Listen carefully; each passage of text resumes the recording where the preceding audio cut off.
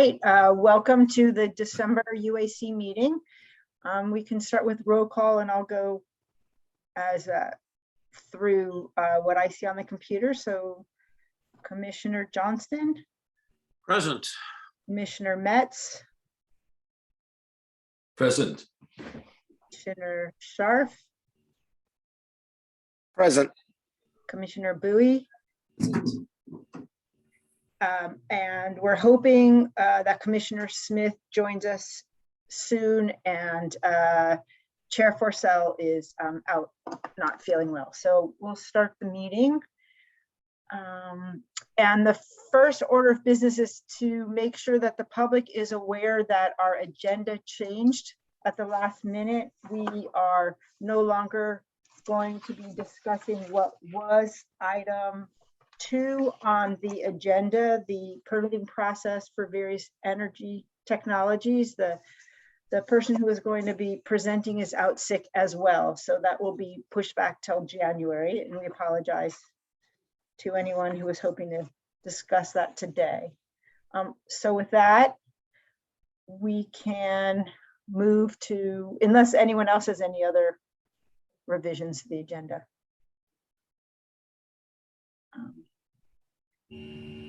Okay, we can move to oral communication. I don't know who's. Dean, is that you? Is that me? Yeah, can you mute My your mic? noise? Could be.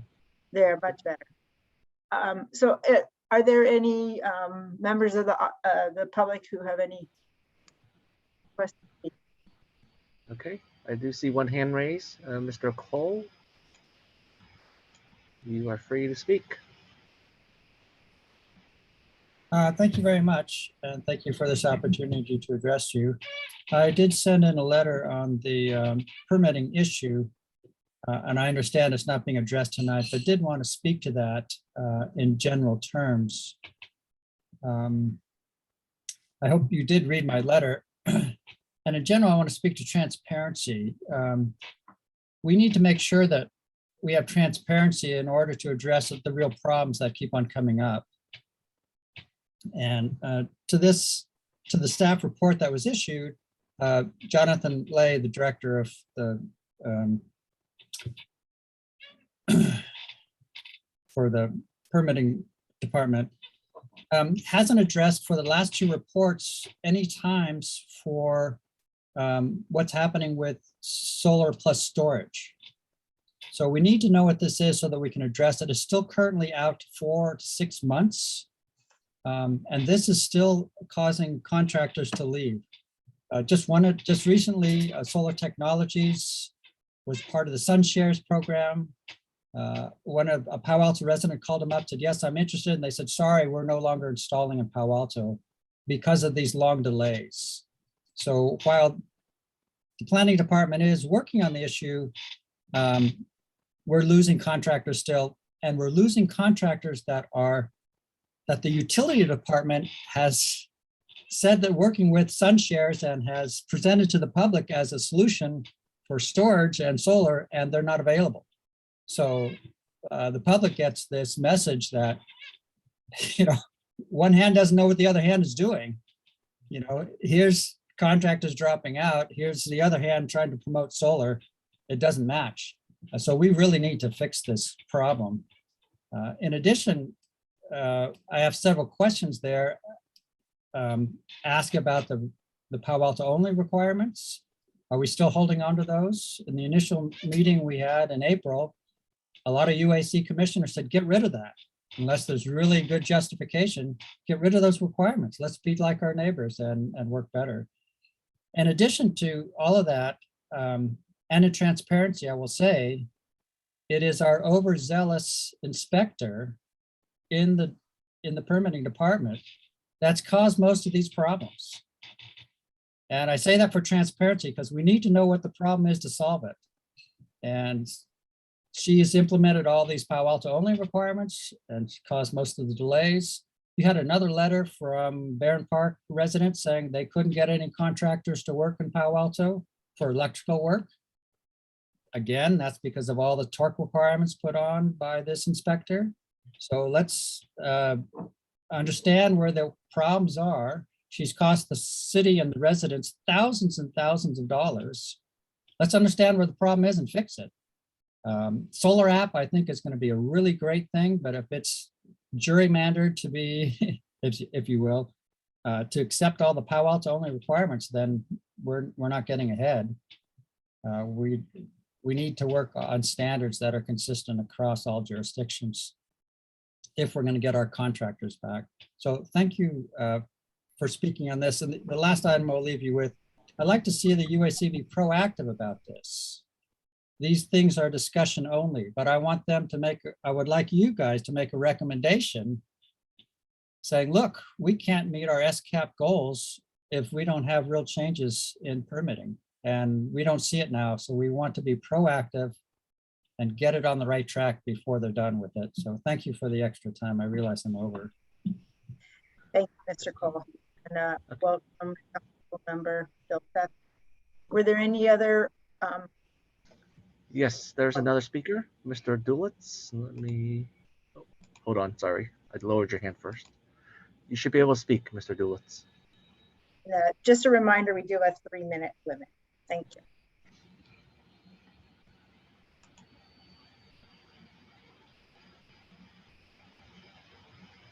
Mr. Dulitz, are you able to turn on your mic?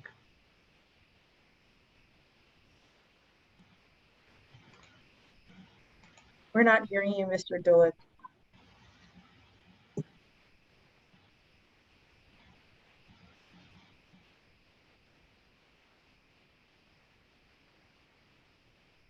Mr. Dulles, I think you're still muted.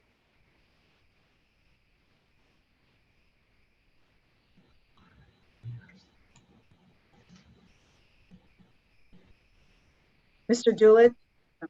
Oh, I think he just dropped. It could be a technical.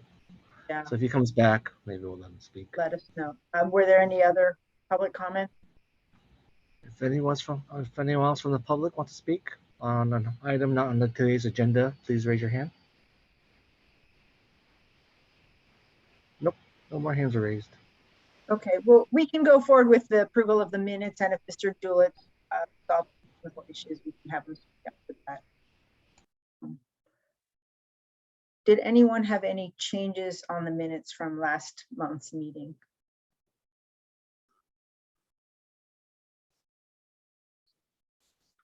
Well, if I don't see any change, Commissioner Johnson. Yeah, I think there are a couple of small typos in the minutes. I don't know whether you want to, whether it's worth going through them or not. I think the most important one, there are two that are kind of substantive on page 5 of 8, second line of the first full paragraph. It says something about a bill being shelved very early in the legislative session. I assume that's shelved. And then 2 paragraphs down, Commissioner Scharf remarked that the guidelines have worked well in the past and it's been beneficial to give staff, and I think the word should be broad direction rather than board direction. Those are really the substantive comments. And yeah, I think there were a couple other typos, and maybe if you just send those in, that would be helpful. Did any other commissioner have any changes to the minutes from last month's meeting? Okay, with the changes as proposed from Commissioner Johnston, do we have a motion to accept the minutes? I'll move to accept the minutes as amended. Thank you. And a second? I'll second.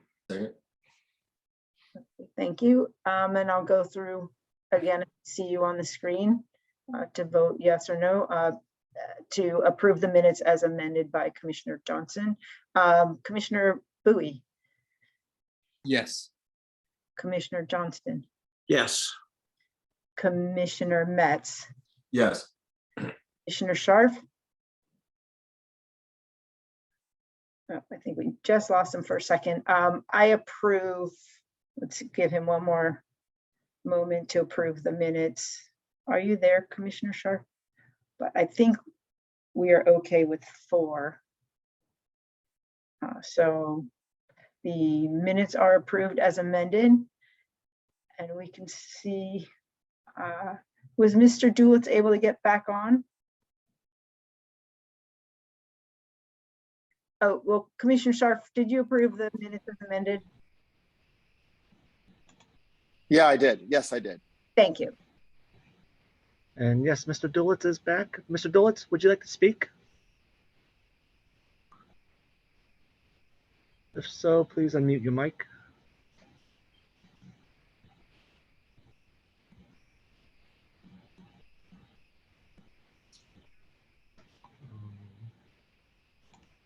We still can't hear you, Mr. Dulitz.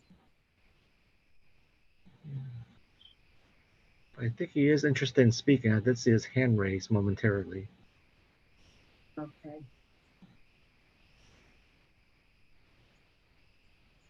A little bit more time and then we can move on and give him another shot after the director. Okay. Thanks.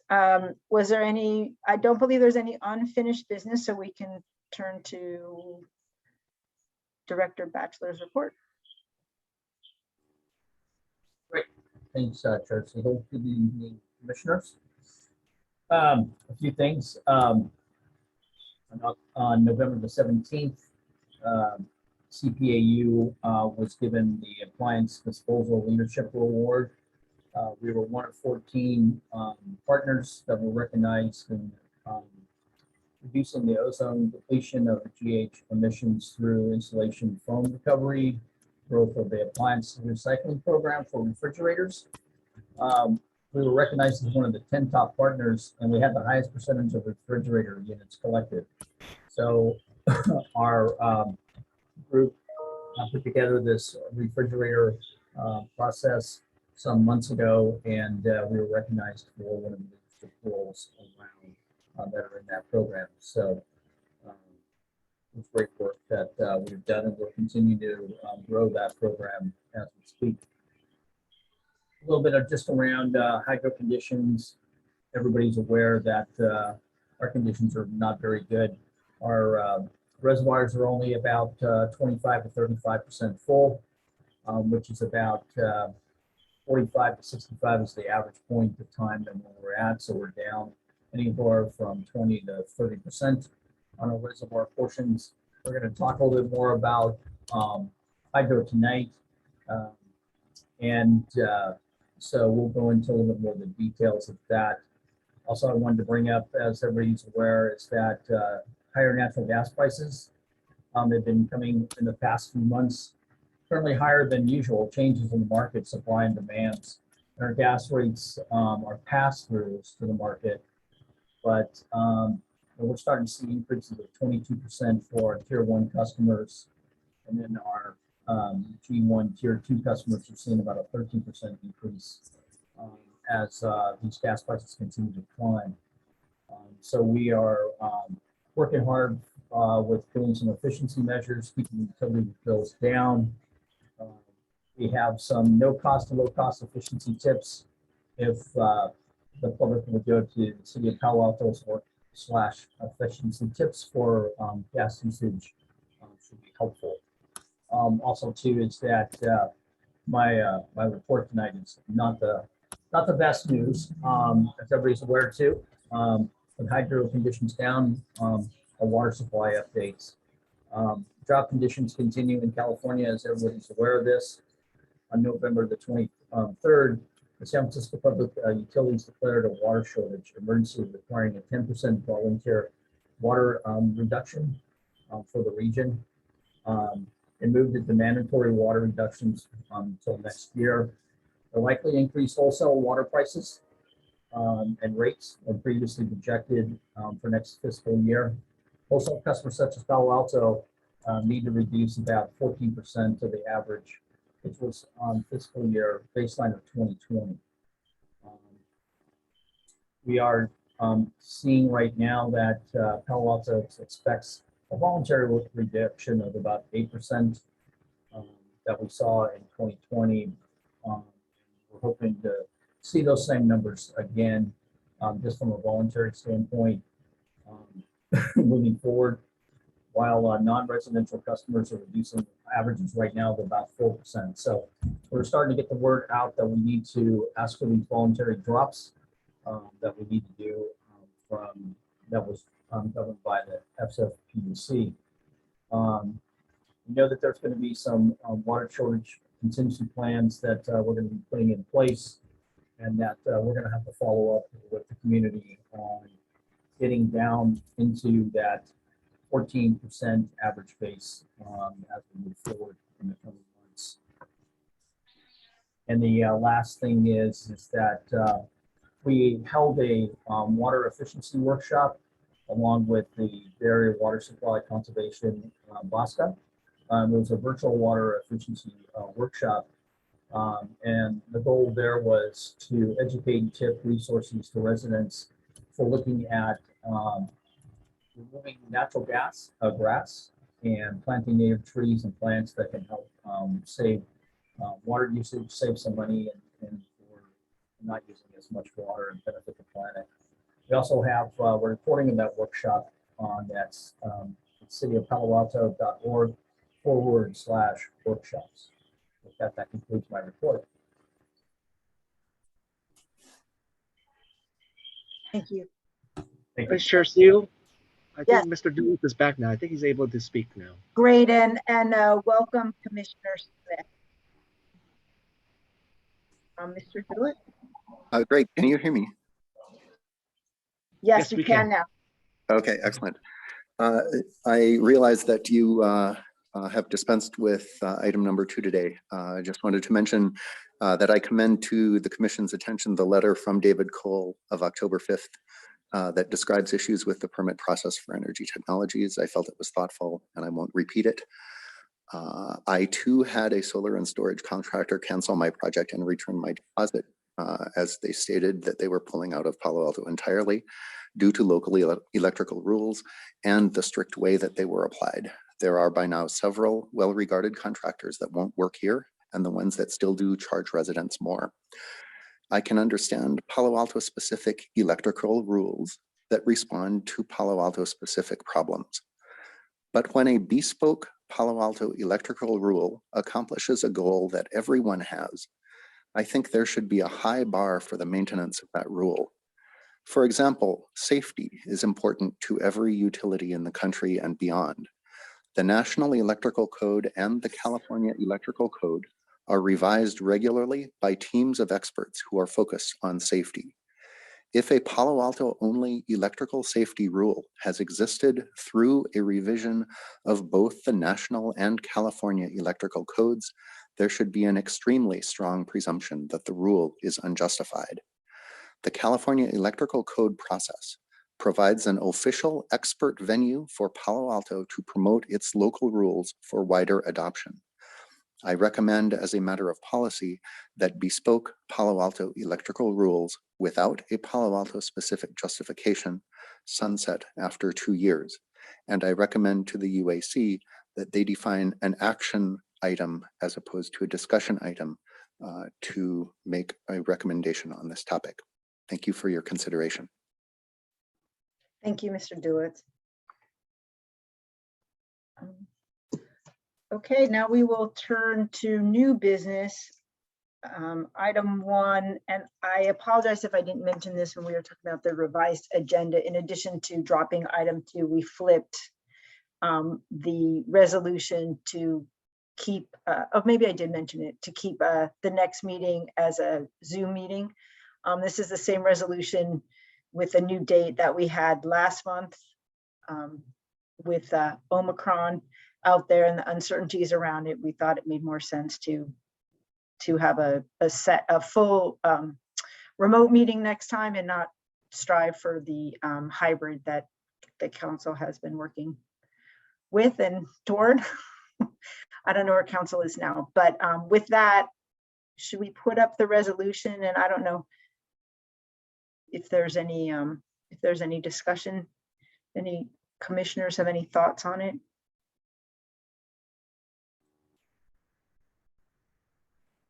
I could add, Vice Chair Siegel, I had conversations with the city manager this week about this topic. And one of the ideas was that to return back away from the hybrid approach that we have today in January. But with the new strain, city manager spoke to the mayor. It looks like the mayor's going that maybe we should push it out to February timeframe before we move back to meeting in person. So right now, the timeline for thinking in January is not going to happen in January. It looks like this the mayor's asked to move for the commissions. Little trouble hearing you, but I think you said not before February. Is that what you said? Yes, February is the timeline that the mayor has asked for at this point for commissions. Okay, thank you. That's helpful. Commissioner Smith? Yeah, I just, my support of the resolution. Let's stay on Zoom. Great. Okay, and just as a reminder, this is each meeting will have to have a new resolution. So this will be the January meeting. If it's decided that February will also be the Zoom, will have another resolution in January. This is just for January meeting. Take a look just so we know what we're looking at.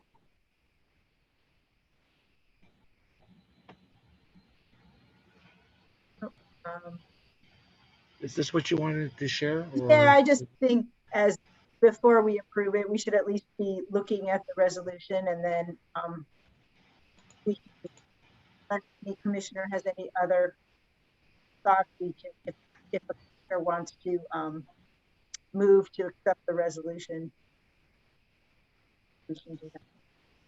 I'm having trouble. We have a motion to accept the resolution as presented on the screen.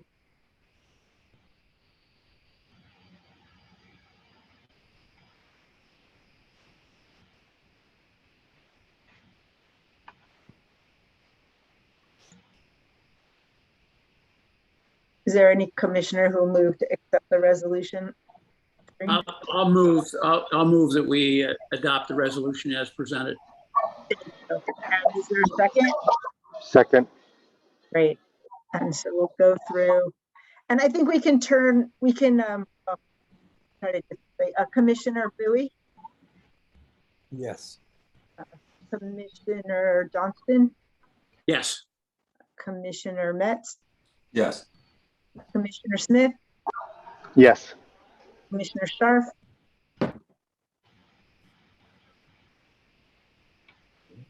Commissioner Yeah. Scharf. Yes. Can you hear me? Yeah, we can. Thank you. Yeah. hear me? And I also approve to adopt the resolution. So we will have the next meeting via Zoom as well. And then our next discussion item will be the 2023 fiscal year preliminary utilities financial forecast and rate projections update. And do we have any public comments before we get a presentation? Yes, there seems to be one. Mr. Cole, let me lower your hand. Sorry. Mr. Cole. Mr. Cole, I'm putting you on the clock this time, just so you know. Thank you very much, Commissioner Siegel. I appreciate this opportunity to speak. I've always been very impressed with the long-range planning of utilities when talking about rates. And looking at the staff report, there's no mention of potential closing down of the gas utility, which I think everybody acknowledges is where we're headed. And so it seems that with long-range planning that there should be some accounting for this, and to include that in the rates. If you include it now, it's far more equitable to everybody.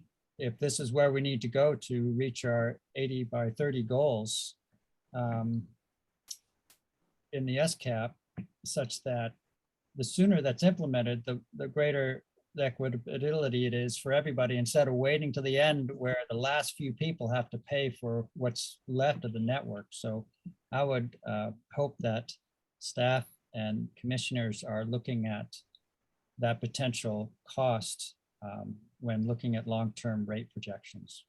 Thank you. Thank you, Mr. Cole. Would anyone else from the public like to speak about the preliminary financial rates? If so, please raise your hand. No other hands are raised. Thank you. Is there a presentation? There is, Vice Chair Siegel. So tonight, we're going to have Eric Hempsey, our rates manager, that will be presenting on these rate projections as well as Lisa Valero. So with that, I'm just going to turn it over real quick to Eric to start off on the electric side. Good evening, commissioners. Hopefully you can hear me. Yes. So tonight we're going to be bringing to you the preliminary 2023 through 26 rate projections for all four utilities: water, wastewater, electric, and gas. Let's move to the first slide just to show what the overarching look at this point. As you can see, we are currently estimating about a 4% overall residential bill change for 2023. With that includes 4% rate increase for gas, 3% in water, wastewater, an estimation early of 3% for refuse. Storm drain will go up by CPI. We're currently have that plugged in at 3%. We will see what December turns out to be. And the big one that you notice up top is electric utility at 8%. I'll be going into more detail on that when we get to the electric utility. But if there's no objections, I was going to have Lisa Belier, our senior resource planner, talk about wastewater and water to start, and then I will go on to discuss electric and gas.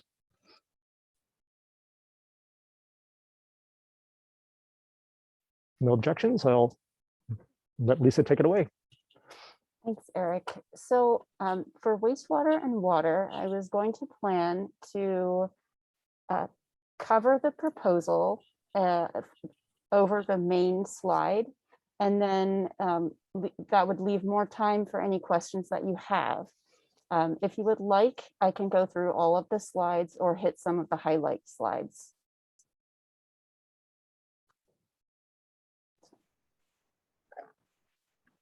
I think you can assume we've gone through it, so we can start with the highlights and follow up with any questions.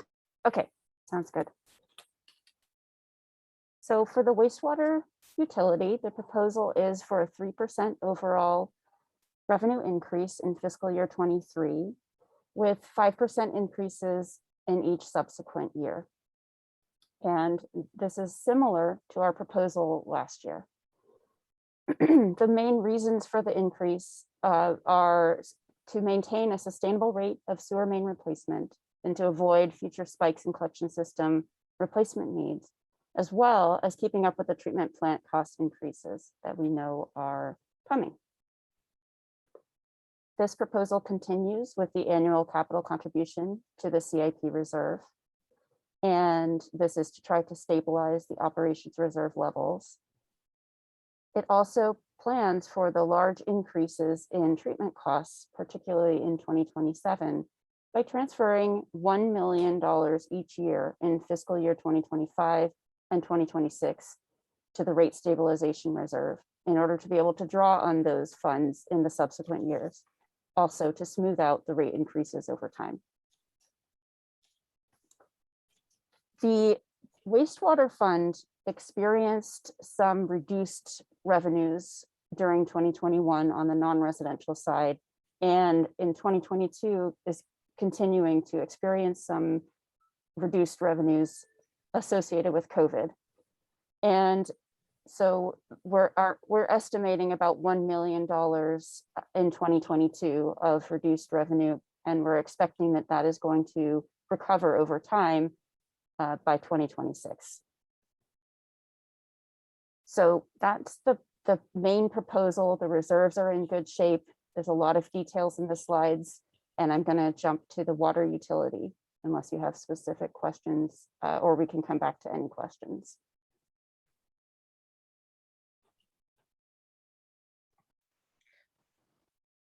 I think we can move on to water utility for Okay. now.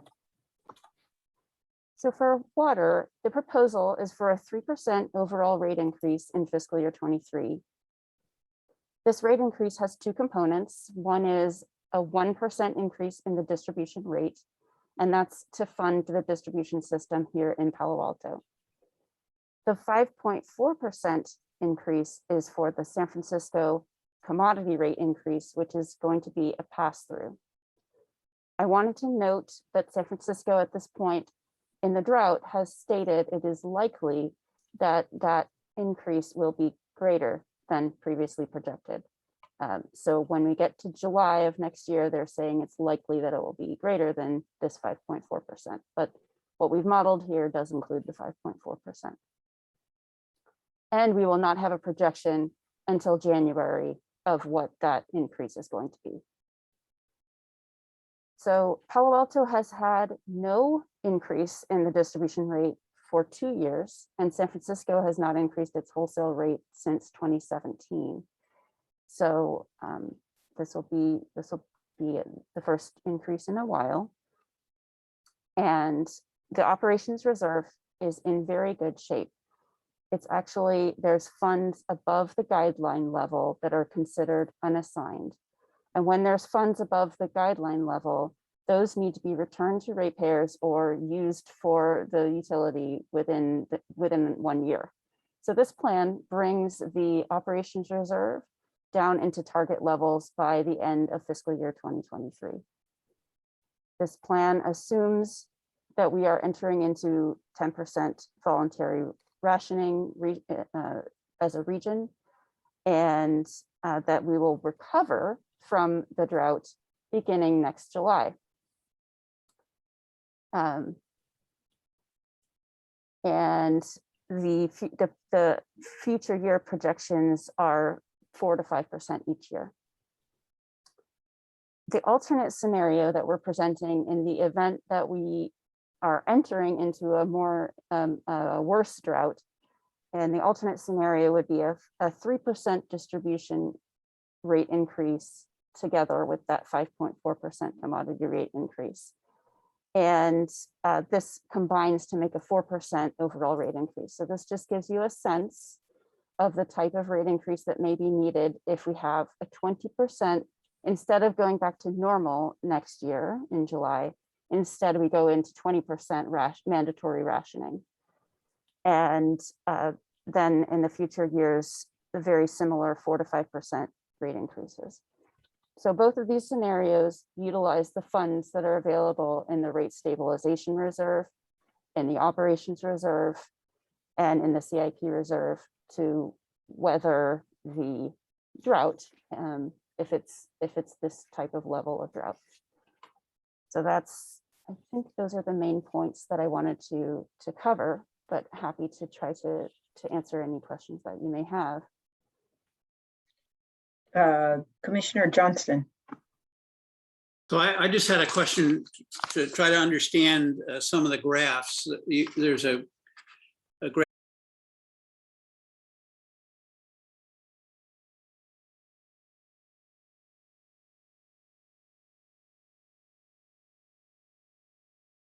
operations reserve projections with 3% increase, as I understand it. And then on slide 29, there's a graph with a 4% increase. Yeah. But it looks to me like the reserve line drops faster with the 4% increase than it did with the 3% increase. And I just, yeah.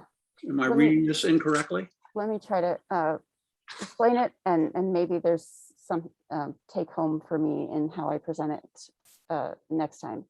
But what I was trying to do is show in this alternate scenario, if we have a much bigger drop in water sales in Palo Alto, then in that alternate scenario, combine, what rate increase would we need in order to address that situation? So I actually, this chart is using different assumptions about water sales, and specifically for 2022, excuse me, both of the scenarios assume voluntary 10% reductions, but the alternate scenario assumes that things get worse in 2023 and that we have to conserve by 20%. Okay, And that means that the sales are going to go down and revenues then go down. thank you. That's very helpful. Makes sense.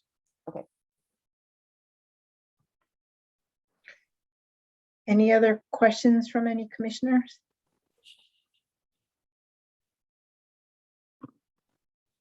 I had one question, which is, you said that the SFPUC commodity rate is assumed to be 5.4%, but it might go up. And that we'll know that in January. Will we have enough time to incorporate that into any rate change? Or will we think we'll have enough reserves to absorb it? Both. We think we will have enough reserves to absorb it if there is a slight time lag, but that's something that we'll be working closely with WASTEWATER and SFPUC and our legal department to make sure that we have the correct noticing timeline. But right now we have in place a pass-through provision that we approved through the Prop 218 process. So with a 30-day notice, we can do the pass-through rate. Got it, because it will be passed through whatever the number is, it's just passed through and it is what it is. Yes, it will be. Okay. But we're trying to mitigate those increases, but with reductions or using reserves in the distribution rate and to offset the total increase and make sure that is minimized as possible.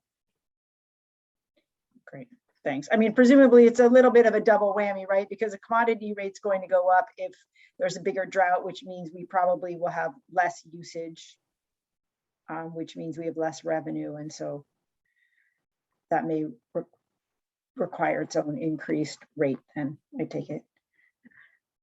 It could. Thank you. Okay, we can always come back to questions too. I'm going to stop sharing and Eric is going to continue. Hello, let me share my screen. There we go. Hopefully you're now seeing the electric utility slides. So I'll start with the electric utility first. Our 2023 proposal is, we've actually got some options. What I have here presented is an 8% rate increase, but we could go as high as an 11% rate increase. Let me describe a little bit about that. For FY21, our revenues were much lower than expected. We did have lower revenue from rates. We knew that we were having a COVID impact, but we also had much lower interest income. We ended about $6 million lower than expected.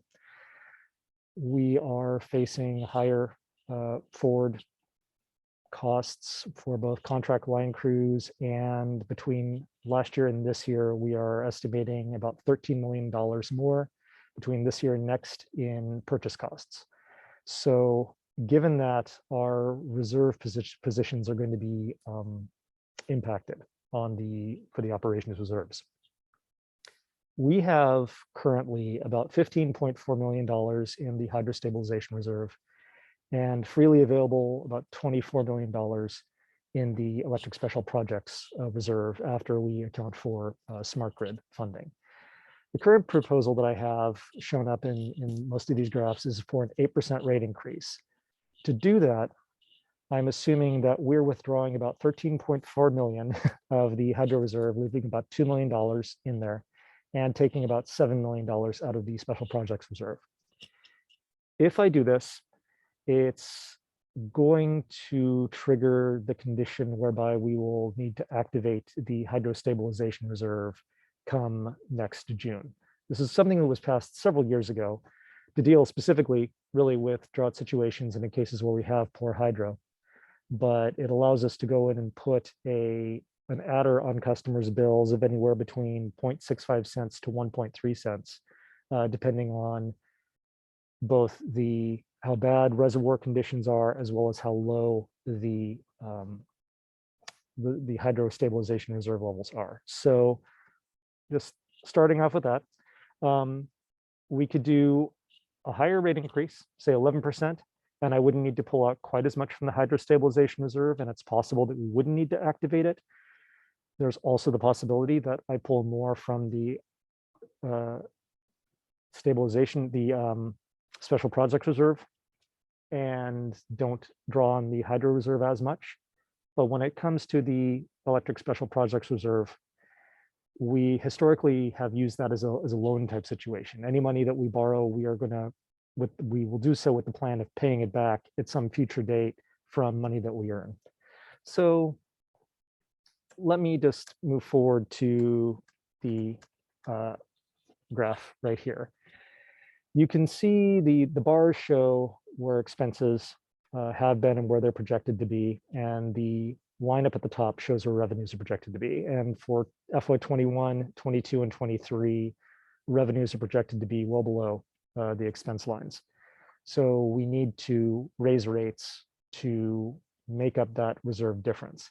In outer years, come 26, 27, we'll be using, even though revenues are going to be much higher, we'll be using those funds to help replenish the reserve funds that we withdrew. As an example of what we could do, the next graph, in either case, with either the 8 or 11%, this is about where we're looking at trying to get the operations reserves to be. They'll be floating right along the minimum line for at least 23, 24, and then recovering slowly. The same paints for distribution. For supply reserve adequacy, this particular scenario shows with the 11% rate increase where we're not drawing down too much on the hydro stabilization reserve. And on the other hand, if I do the remove from the hydro stabilization reserve, that's where we'll be sitting for a little bit until I can start putting money in and replenishing. So that just gives you an idea of where we're sitting at today. Again, here's the electric distribution operating reserve. Under the current scenarios, we are touching right at minimum for FY23 before finally recovering in later years. So we do have options. I think we have areas where we can discuss how we want to withdraw from reserves, what level of rate increase we're comfortable with. And this is probably the utility where we have the most in the way of discussion of what would you like to see me bring to you the next time in the way of scenarios, planning ideas, future thoughts, because I'm sensing this is one where I'm going to have a lot of alternatives or different ideas to bring in and take your input and bring to you in future days. So with that, I'll stop on this and take comments. Commissioners, any comments?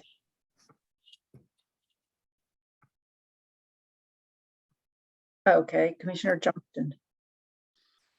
So I appreciate the importance of maintaining the reserves, and I do see that they're kind of right down at the minimum line, but I just wondered if there was any way we're projecting an 8% increase for next year, and then 6%, and then the percentage increases drop way off, 3%, 1%, 0%. And I know those are out there a ways, so the projections are a little fuzzy, but I just wondered if there was some way to level out those increases so you wouldn't be hitting people with 8% increase, which is pretty significant, and then a 6%, and then it dropping way off. In other words, if there's some way to average those out without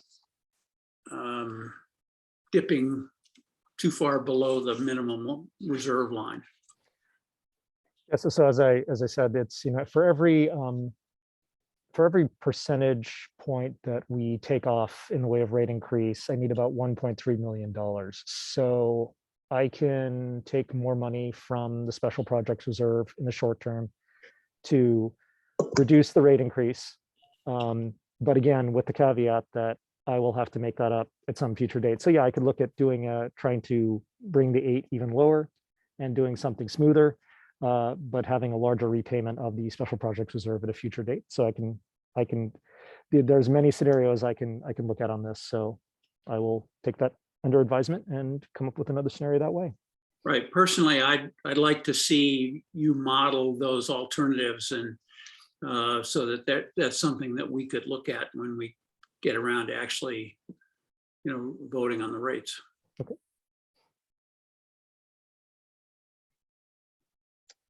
Any other commissioner comments, questions?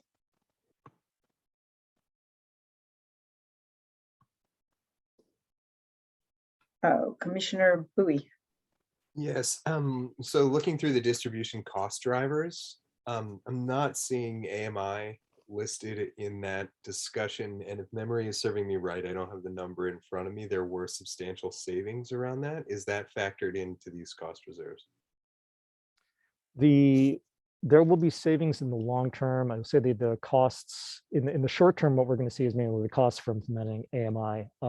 And that is already being pulled out from the electric special projects reserve to help fund those measures over the next 3 to 5 years.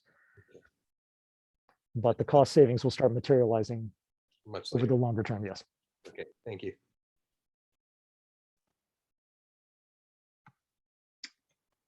Any other commissioner comments?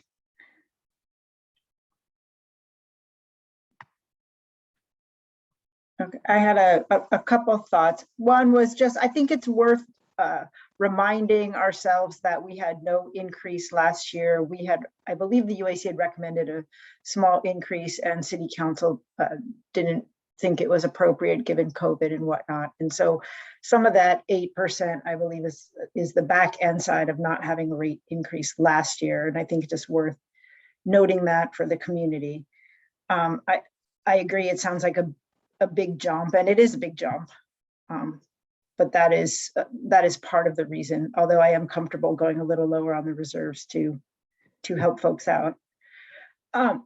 And then my other comment was a little bit bigger, which is it seems to me that each year we have this discussion and they're the same costs. We have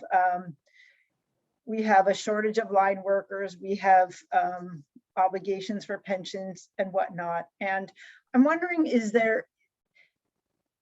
seems like we haven't been so creative about other ways to cut costs. So one thing that the staff did do, which seemed to be really helpful, was extending projects to alternate cycles and trying to get bigger projects and putting less demand on an annual basis on staff time. And I'm wondering how much that helped, whether if we went every 3 years, if that would make sense, since we had so many deferred projects anyway. Would that maybe prevent some of those deferrals and maybe keep us on schedule and maybe save money overall? I just throw that out. I don't know the answer, and maybe 3 years is too long for some safety work, but if volume and staff time are at issue with cost, it's just something else to throw out there.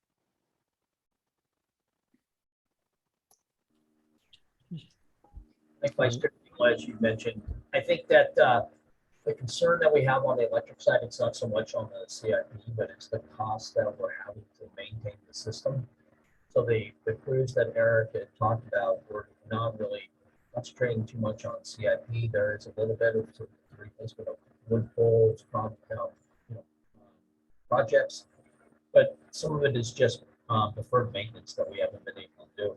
We didn't have those resources. So the contracts that we brought to you earlier in the year, it's around $11 billion for having contract crews that work through the next couple of years with that. So the electric fund is a little different than from the gas funds, where we've seen increases in our CIP projects. So this really doesn't have a lot of cost savings in CIP work. It's mostly day-to-day maintenance work that needs to be done, and then also some aging equipment that needs to be replaced as well. Okay, well, that's helpful. So what it sounds like is we don't have the same timing flexibility either moving it forward and trying to consolidate in that regard because it's maybe too quick for maintenance, and moving it back maybe too long for maintenance.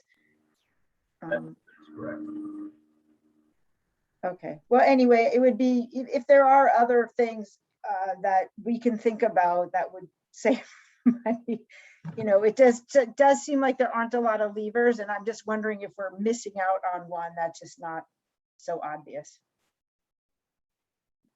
But, great, I All right. guess move on.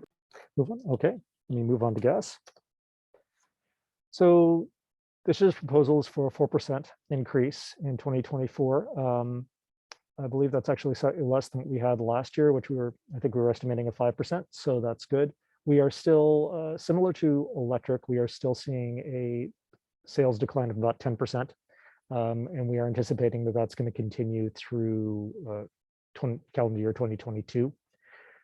We have additional cost estimations for 4% rate increases for 2024 through 2026. So I'm just realizing here the slide says 4% for 2024, but it's 4% for 2023. Let me go to the slide everyone loves, which is there. So here it's a pretty level increase for the next several years of 4% for the next four years, and then a 3% in 2027. There's not a whole lot to discuss here. The reserves in this particular case are in pretty good shape. So it keeps us right about at the target level. And on the whole, the gas fund seems to be doing quite well. The one thing that I will note is that over the last several months, and we've noticed that gas commodity costs have been a lot higher. There's been a lot of constraints in the California market, and just the PG&E Citygate prices have been quite a bit higher. It looks like they might have come down a little bit this month, but just as a warning to everyone, and it's something that we've put out on the website, notifying, you know, ways to that they can save money or seek energy efficiency measures. But gas commodity prices have been very low for the last several years, and these last couple of months we've seen a bit of a spike. So just throwing that out there. Those are all pass-through costs. We change them as soon as we get notification, you know, on the first of the month. But what we're talking about here is strictly just the 4% is just to increase for our increasing distribution costs, capital improvement costs, etc. So that's about all I have to say on gas, and looking for any input you may have. Any commissioner thoughts?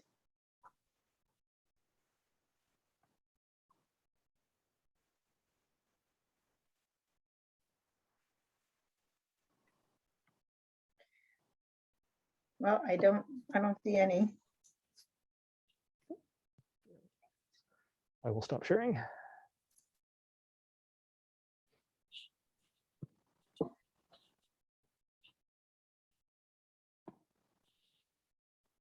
And that actually, I believe, ends our presentation for tonight. So yes, just looking for any additional information or that you may have on or guidance. Commissioner Metz, I see your hand up. Thank you, Vice Chair. Yes, I had a question, which is partly financial, partly not, regarding water.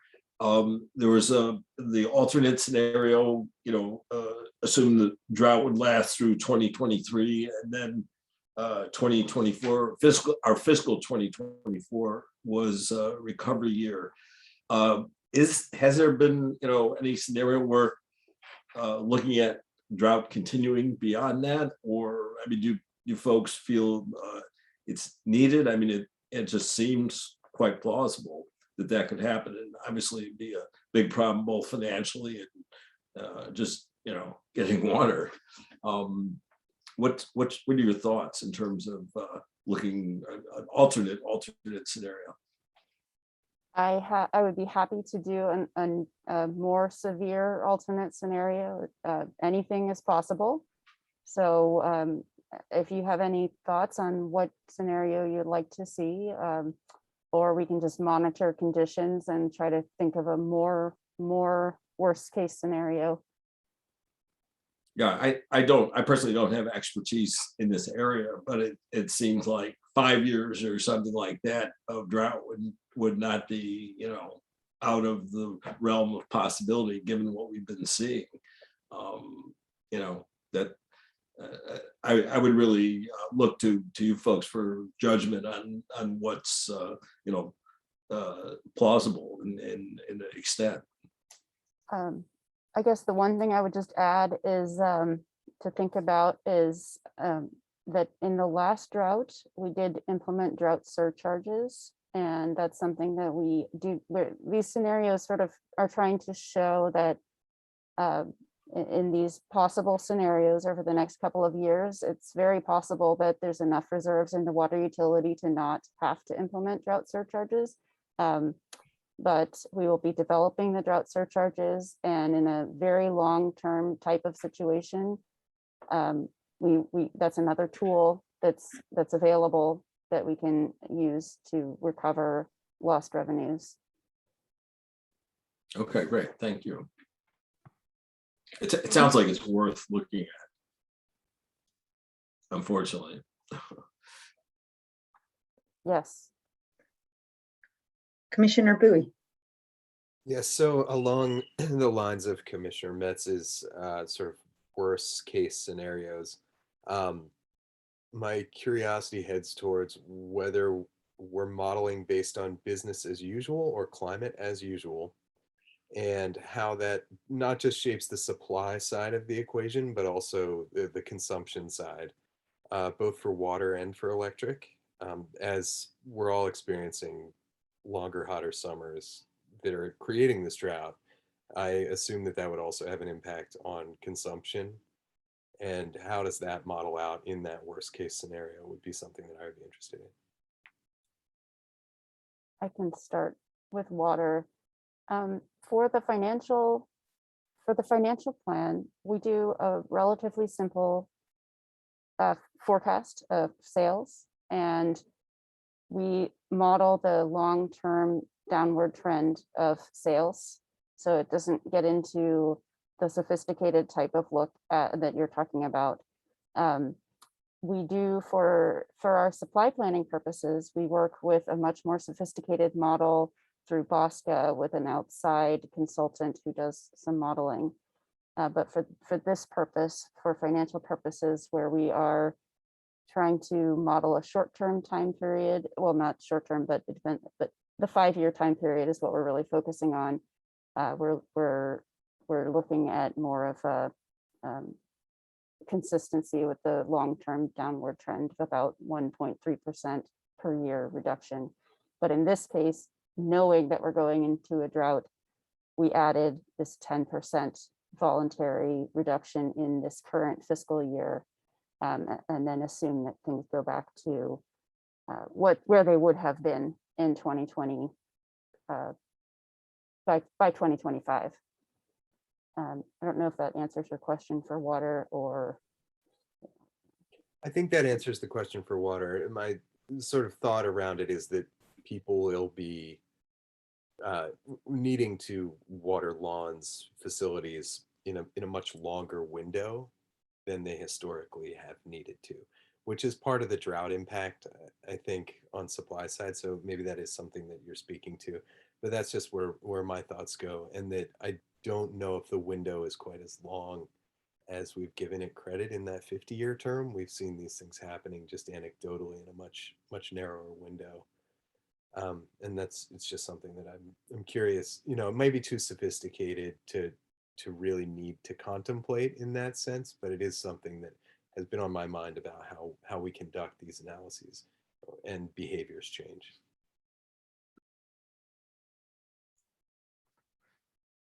I guess I can speak a little bit as to electric and gas, actually. I mean, the longer term impact of drought on electric will obviously skew electric prices up, and that's something that we'll be passing through or bringing on to customers as that goes on.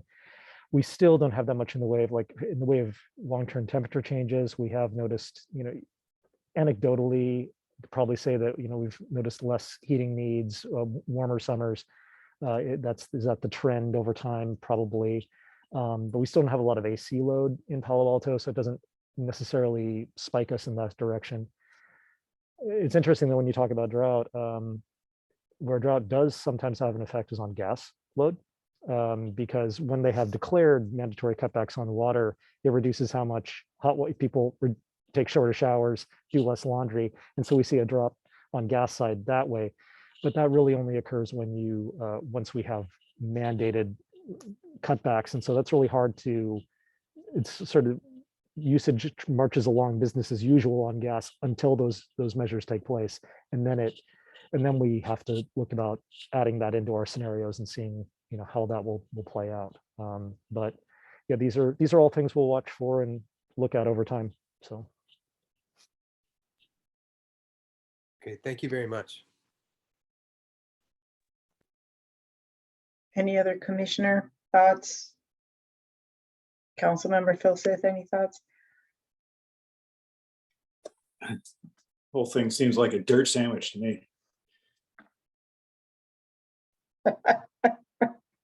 Indeed. Yeah, sort of bad news and miserable news. Yeah, I guess my only other question, and I think 5 years is probably too short, and so maybe it's not the place to reflect it, but this idea of how gas prices will be impacted if more customers electrify, even just voluntarily or with reach codes or whatever, since we know that will be over time. That would be interesting to incorporate maybe as an alternative forecast or something.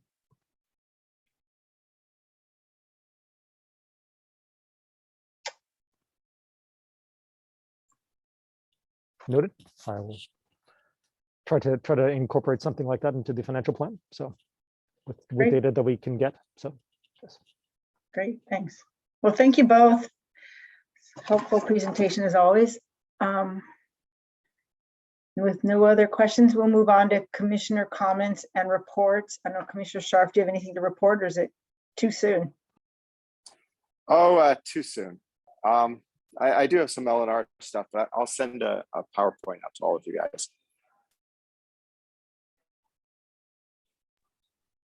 Great. Commissioner Metz.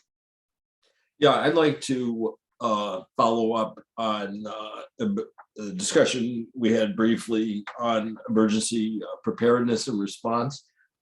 Since our last meeting, I met with, as a follow-up, a debrief with Lena Perkins of PAU to debrief on the meeting she and I had with Ken Duker, who runs Office of Emergency Services. I've also talked, John Bowie, Commissioner Bowie and I have talked about this to, sort of exchange perspectives on emergency preparedness and response. The idea of developing a commissioner memo that would, to agendize the topic. So we have an initial draft. We're reviewing that, and hopefully in a week or so we can get that on the agenda, or get that submitted according to the bylaws in order to agendize it in the next meeting or two. I think that's about it. We're at the stage where we have a draft, but we're editing. We'll review it, and then formally, assuming we formally present it. Great, we'll look forward to that. Yeah. Any other commissioner reports or comments? Then we will turn to future topics for upcoming meetings.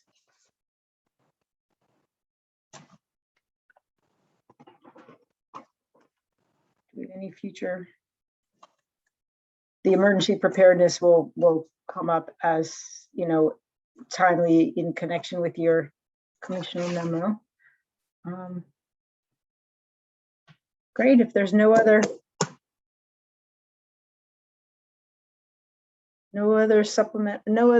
future topics, I think we can adjourn. I don't want to cut anyone off too quickly. Great. Any do we have an motion to adjourn? I think we do it by wave. I guess we move to adjourn and second it and then vote. Does anyone move to adjourn? I'll move to adjourn. I'll second. Great. And we can wave to approve. Thank you, everyone. Lisa sends her, apologies for not being able to be here.